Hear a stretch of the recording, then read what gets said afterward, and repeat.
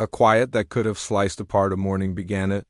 No sirens. A black SUV is slowly moving down a peaceful suburban road with no warnings. Its license plate was hidden from the local patrol database, and its windows were tinted like secrets. As the warning came in, the veteran police officer, who had been in the military, tapped the side of his holster.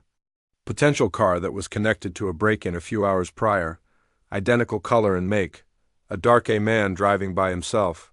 No suspicion. Knocked. The door was kicked in. He tugged whispering tires on the asphalt behind the SUV and the cruiser.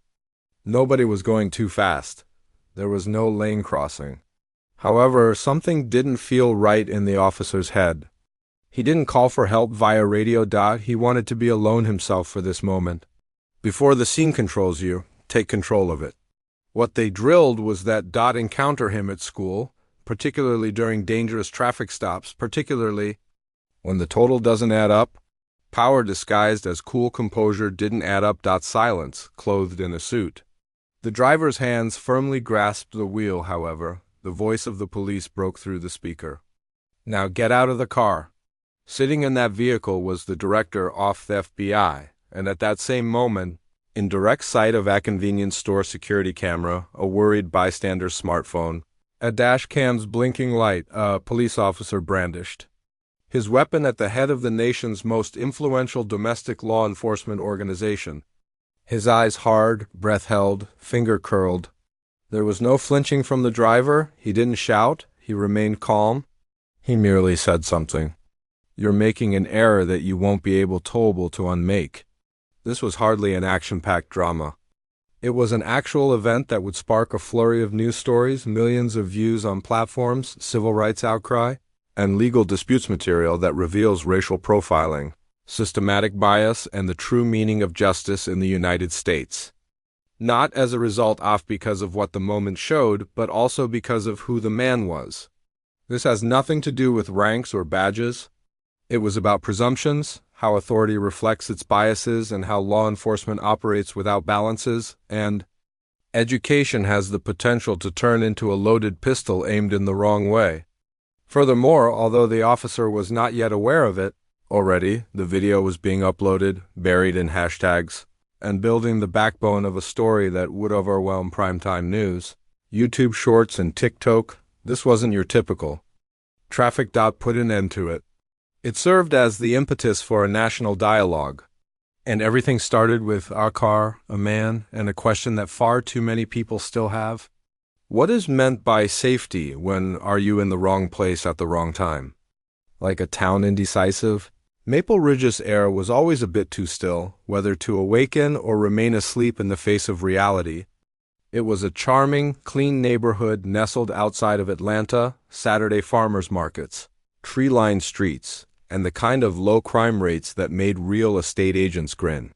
However, something else simmered, unsaid, beneath the neighborhood. Watch signs and white picket fences, unreported and unmeasured. These streets were well known to Officer Beckett. Similar to the back of his icy hand. A veteran of the force for 10 years. Currently the department's go-to source for former military unusual stops. He was known for being forceful. Resolute presence, it was called by the captain. However, people in the community said that he disliked being gassed, particularly by those who didn't resemble him. 8:12 when, with a gentle chime, dispatch pinged his cruiser. SUV in black, windows darkened, Georgia plate that might match the car saw during the early morning break-in. He didn't hold on. Later, he would declare it had nothing to do with race. It was about intuition, about patterns. It was a pattern that no algorithm could confirm, but it caused him to clench his fists each time a certain profile appeared. He was unaware of and could not have known that the man in the SUV didn't fit into any pattern. It was he who created the procedures that Beckett and others vowed to adhere to. Marshall Tate was more than just the head of the FBI. He was a rare individual who ascended through the ranks and represented post-racial progress by results, not by appearances. An anti-terrorist and constitutional scholar, former U.S. lawyer and negotiator. His appearance alone might change the tone of a whole court case, listening, but in public, authority doesn't wear a badge. It has colored tires and rides quietly, blackouts of GPS and windows. He had made the decision to drive himself to a private consultation with the governor of Georgia. No flashy lights or entourage, just serene accuracy and assignment that didn't involve getting halted on a peaceful section of Oakwood Avenue at gunpoint. Something changed as soon as Beckett drew up behind the SUV. He didn't make a backup call or check the database. He quickly radioed in a vehicle match as it entered. That was the end of it. Tate heard the siren lights click on behind him inside the black SUV, flashing instead of wailing, being cautious and authoritative. As soon as he looked in the rearview mirror, he saw that this was not proper. He signaled, slowed, and stopped beneath a pine tree canopy. Long shadows were cast by the morning sun on the paved surface. He refrained from grabbing his phone. He didn't make a phone call. He waited. Beckett came over as if he had been there 100 times. Left hand tapping the belt, right hand hovering close to its door frame with deliberate purpose. He remarked, in a voice, roll down the window, bland, nearly bored. Tate obeyed. Can I ask what this stop is for? The question was measured rather than defiant. Beckett took a moment to respond. He narrowed his eyes, glanced at the dash, saw that there was no registration display, and murmured, license and registration? Then there was silence once more. Tate stated, I can provide identification. However, I think your system might not be able to identify this vehicle's information, including its license, government protection, and registration, said Beckett again. This time, more slowly, as if speaking to someone directly off hearing. Tate slowly grabbed into the pocket inside his jacket. Beckett took a step back and unhooked his holster snap. That tiny, well-practiced gesture, the man who oversaw federal agents in 50 states only needed to cool to see that this wasn't about and no longer describes the car. It had to do with perceived control.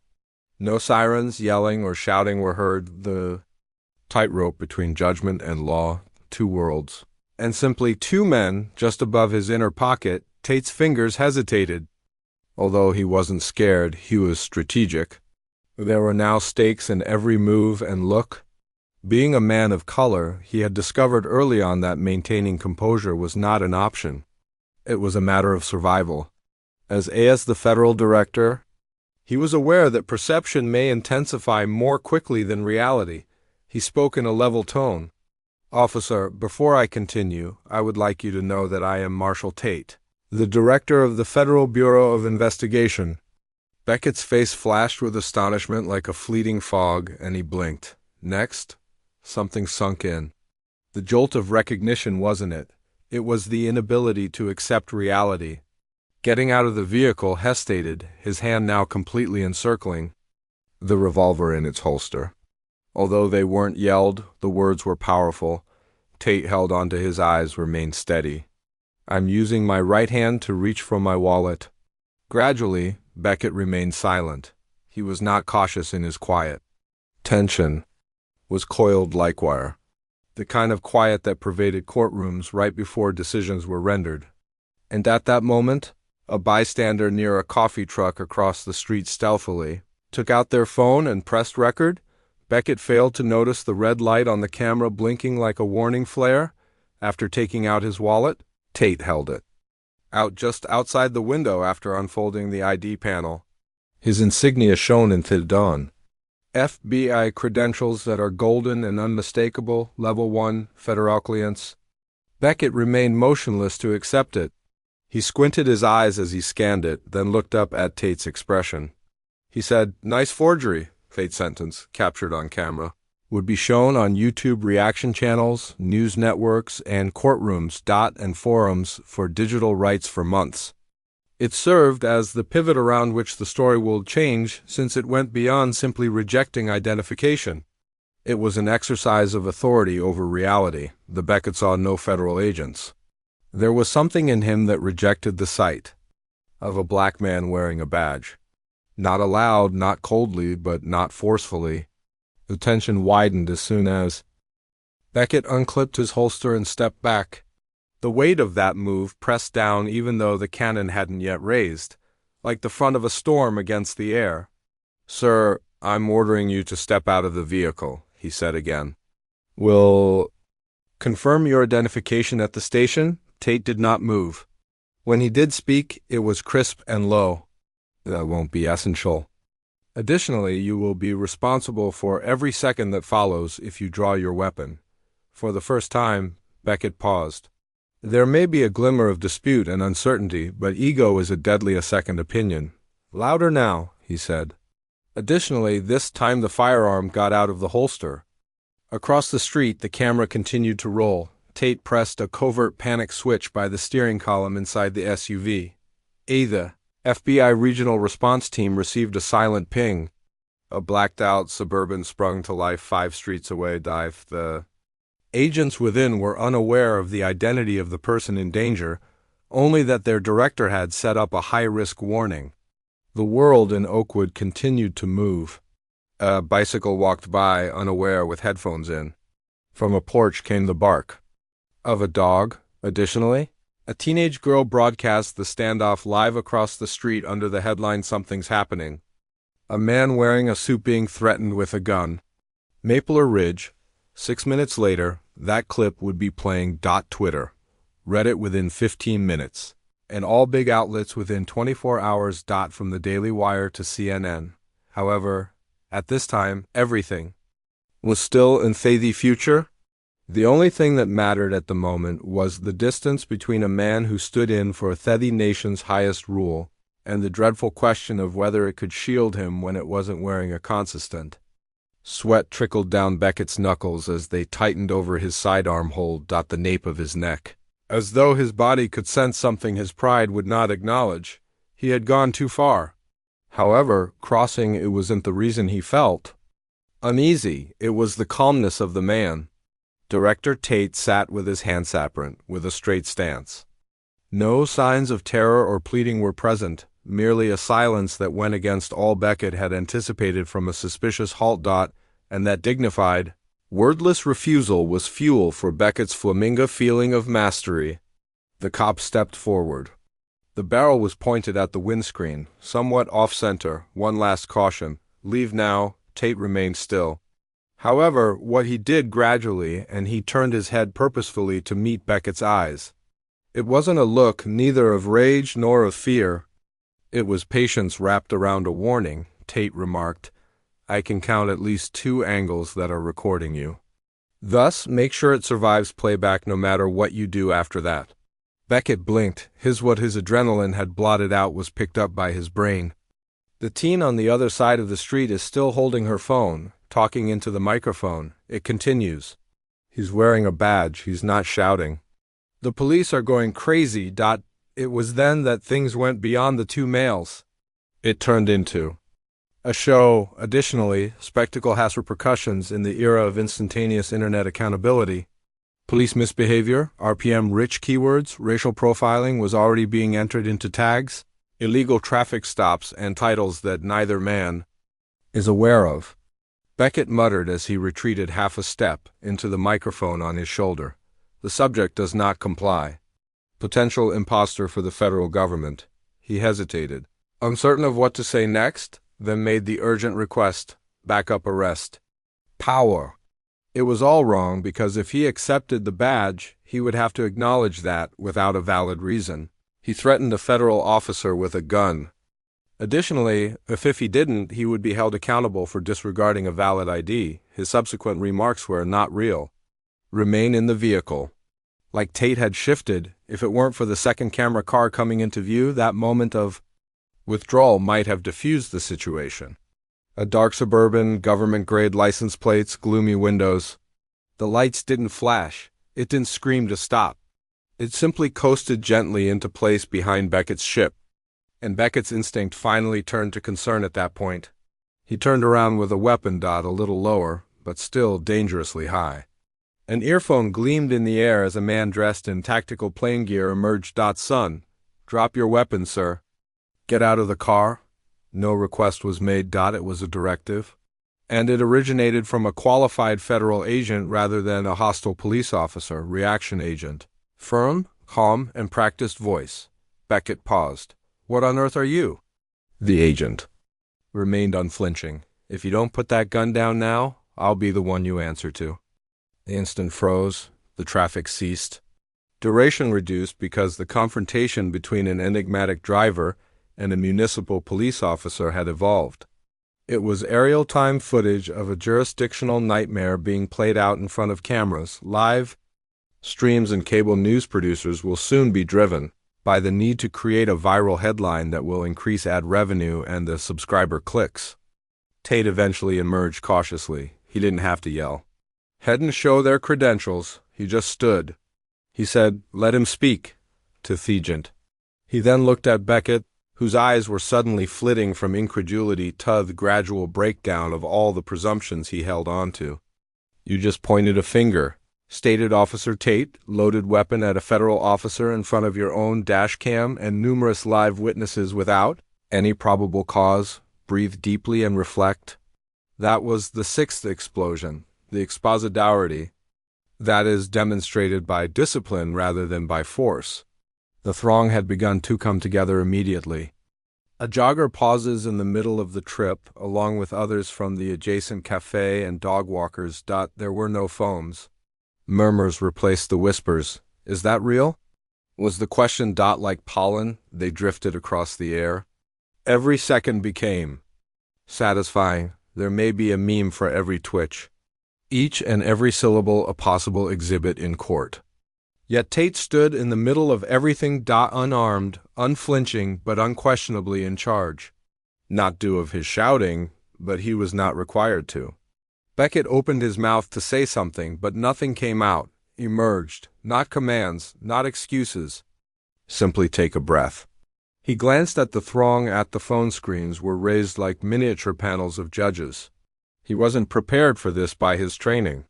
Not for thistulence, not for the show, not for the instant when the badge was no longer enough to shield him from his own choices. He dropped his finger after it trembled close to the trigger guard. The firearm gradually dropped, the barrel eventually dropping down towards the sidewalk. With a nod, the response agent moved forward and drawing the weapon away from Beckett. "You're done," remarked the agent in a low voice. Beckett stumbled and stepped back. A Shee's earpiece crackled as he realized, for the first time, that he was on stage without a script. "Unit 7 status." Didn't respond. Another agent came over, grabbed his elbow, and led him forcibly but gently away from Thacine. The fact that Beckett's face was a picture of bewilderment encased in pride added to the danger. He turned around once at the immobile Tate. The crowd then moved once again. A female stepped moving forward from the sidewalk, speech forceful yet polite. "Phone still filming?" she said. "Sir, are you okay?" The query was, "Do you need a lawyer present?" Wasn't patronizing. It was protective and civic. During the viral police brutality videos, people were aware that quiet was not always reliable.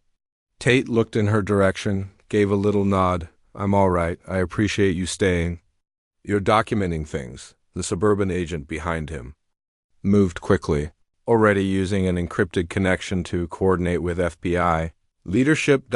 Another government car would arrive in a matter of minutes to drive Tate the last distance to the meeting of the governor. Now, less important than keeping this moment contained. However, containment wasn't for Tate. The objective. It was exposure. Clearing his name wasn't the only goal here. It concerned exposing the workings of power like a mirror. Beckett was now sitting in the back of a cop car when he passed him. In handcuffs. A suspect instead of an officer. The seventh explosion didn't make much noise. It was inside. There was no sound to signify the fall from authority. The sound of a door closing was used to identify it, and the silence of a guy who at last understood that his emblem did not shield him from his behavior. As Tate went by, Beckett remained silent. He didn't beg. He didn't yell. He simply, perhaps, for the first time in years, he looked down and saw himself as others had always seen him. A man with justice, but not the law. The eighth spark followed. Media vans. They arrived quickly after being alerted by location, hashtags, and live streaming tags, as well as instant notifications. An ABC affiliate in the area had boots within half an hour on the earth. During a routine stop, an unarmed federal official was held at gunpoint. Later, the chyron would read. However, people present were aware that it wasn't usual, it was a custom. The suspicion-based pattern recognition ritual turned in Tobias. Improper use of power, unregulated, and lacking de-escalation training, Tate consented to say just a few sentences. The happenings of today are not unique. They are signs of a more profound pattern that we are unable to ignore. Although I am safe, ought not to be based on titles.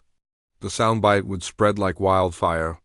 Slice into videos, reshared on TikTok, and Instagram Reels and sponsored YouTube films that are optimized for maximum RPM. The message underneath the virality would remain intact, though. Justice doesn't start with titles. Accountability is the first step. When the final agent cleared the area, Tate took a silent call and moved aside. The Attorney General wasn't inquiring what took place, but inquiring about Tate's next plans. That inquiry would reverberate via hearings, briefings, and changes in policy. For now, though, it was sufficient to know in that street bordered with pine trees, the entire globe was observing. Additionally, the video wasn't captured by body cams, this time delayed or doctored. It originated from onlookers who wouldn't turn away. 10. Beckett was still silent a foot away. The ninth explosion was that quiet, his last. It took just 18 hours in order for the video to achieve critical mass. By daybreak the following day, the incident had turned into a digital conflagration.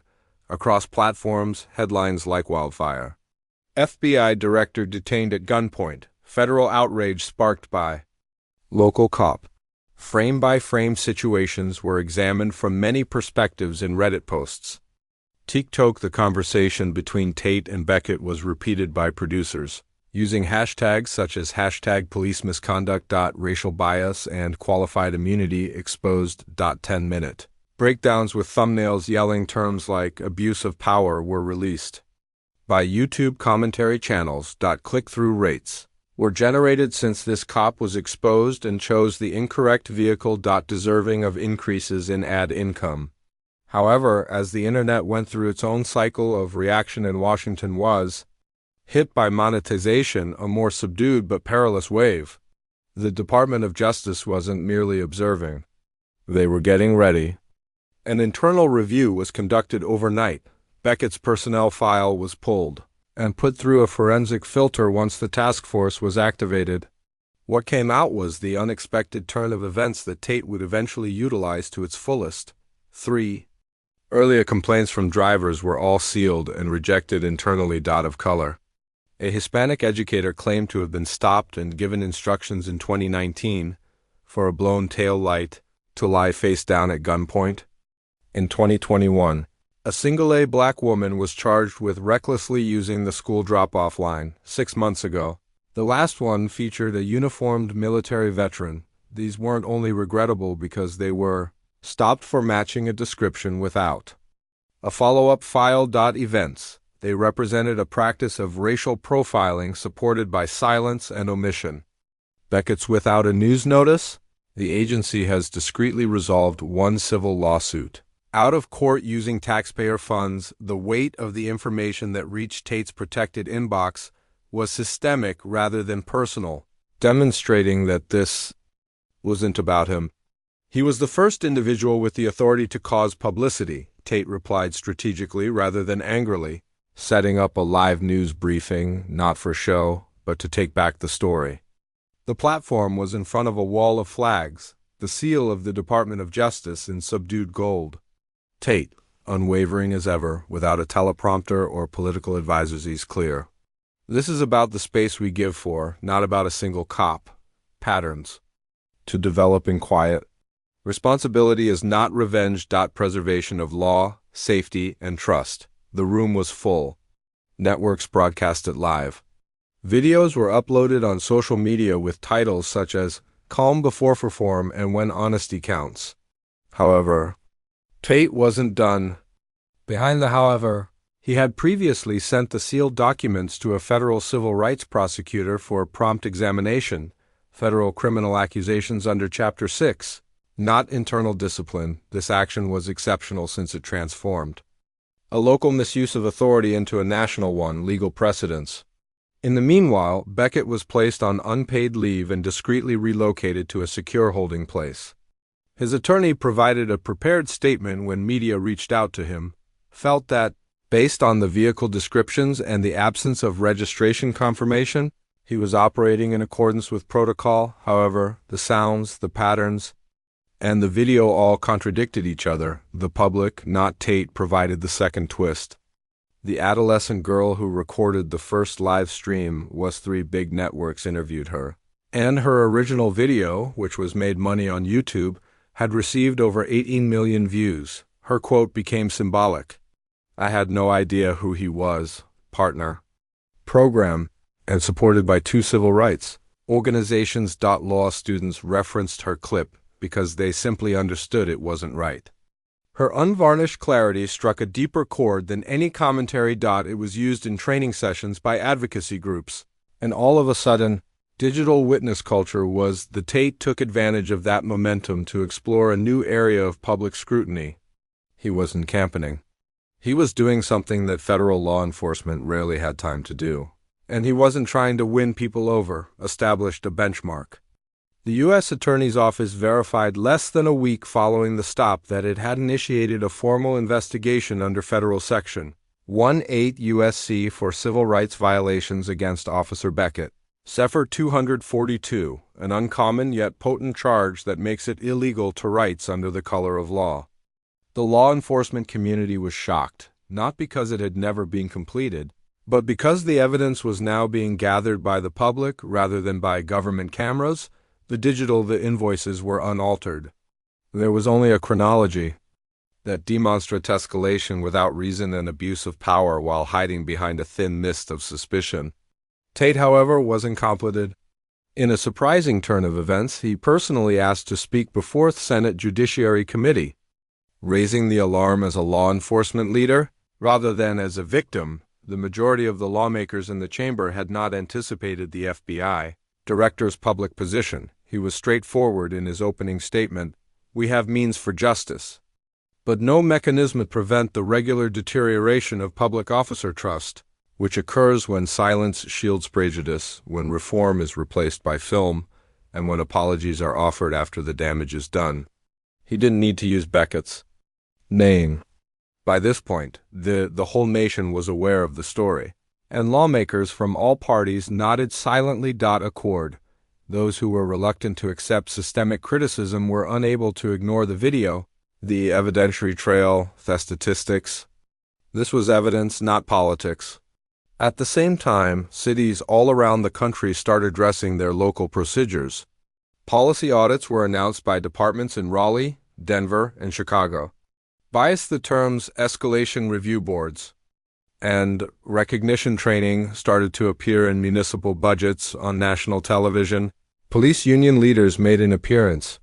Some were defensive, while others were cautiously hopeful. A Florida chief made one noteworthy remark: "If the FBI director can experience this, what does that indicate about how?" During a sit-down interview with PBS NewsHour, Tate said, "How safe do you think the average person feels?" The video went viral. Across platforms for clarity rather than drama. You don't have to be afraid of the law enforcement, but the lack of accountability should be feared by law enforcement. That phrase became a call to action in places of worship, advocacy organizations, and schools. However, Beckett waited by himself in a holding cell during this national shift. Indictment, his co-workers, interviews revealed a hazy picture of him: competent, but inflexible, somewhat respected. Others frightened him. None openly justified his behavior. One officer, who wished to remain unknown, admitted that he always thought he had to take charge of a scene before it took control of him. But occasionally it wasn't his too. The last twist came in the form of a lawsuit, not from Tate, but from the other 3. For the first time, Beckett had previously profiled individuals, and their cases, which had been settled or buried, now had new life. Launched a united class action lawsuit alleging wrongful detention and discriminatory behavior. The lawsuit gained momentum and headlines. More significantly, it changed the whole story. This wasn't merely was about a system finally being made to answer for everyone it had. Even a powerful man in the CROSSHAI ignored. A new kind of accountability emerged in that response. One that was not reactive but proactive, for the twist was not that Beckett had at last encountered a more powerful person. The irony was that the system itself, which had previously been secretive and self-protective, had now come into view. Visibility, the people discovered clarity rather than retribution. As the courthouse doors closed behind them, Beckett didn't turn to face him. His badge and outfit were gone. What was left was a man without his shield, not just the material one, but the one we put on when we think weary. His sentence was brief, but unambiguous. Right? Because no one's ever told us we're wrong. Conviction for violations of civil rights. No more procedural immunity or patrol. Just time, a record, and instead of standing at a platform outside the courthouse, Director Marshall Tate stood by himself in the silent shade of a federal edifice, taking in the unhurried, methodical aura of resolution. No personal triumph, no victory speech. The system had functioned not because it desired to, but rather because it was required to. Because cameras rolled, because people were paying attention, and silence wasn't an option this time. Choice. When questioned about the moment he would most like to recall in a subsequent interview, Tate spoke of the girl, the one who filmed, but he made no mention of the pistol, the courtroom, or the headlines. She didn't know who I was, but she knew that something wasn't right, he added. That's citizenship. Democracy in action. It wasn't about justice hashtags or viral views regarding conscience. Beckett, on the other hand, refused to appeal and did not participate in any interviews. However, one letter emerged taken from a diary entry he wrote while incarcerated, saying, "I thought I was protecting the general public. Now I realize that I was protecting my fear." There was no justification, no a man just starting to identify the precise thing that tainted his choices without a grandiose apology. Unquestioned bias and authority unrefuted. Policy change gradually gained traction in the ensuing months. Third-party review panels were installed by departments, and body cam justifications are required for traffic stops. The focus of training changed from protocol to psychological preparedness and from dominance to de-escalation. Tate continued to serve, speaking at universities, sitting with civic leaders, and doing so with clarity rather than resentment, and contributed to the creation of a bipartisan bill that would give federal funds to police forces that put the community first. Implicit bias education in police, but the lesson wasn't merely ingrained in policy. It reverberated in homes, classrooms, and silent discussions. Between parents and kids over the appearance and, more crucially, the experience of fairness, since the conclusion was about the millions who watched, listened, thought, and questioned. What? Rather than Beckett's punishment, what would I have done? Tate said something in his Senate speech that never made the news but remained in the text. A sentence intended for remembrance rather than acclaim. The real power is the bravery to confront the mirror before someone else holds it up. Not. The capacity to control fear. Was raised. The world gazed in, and it didn't turn away this time.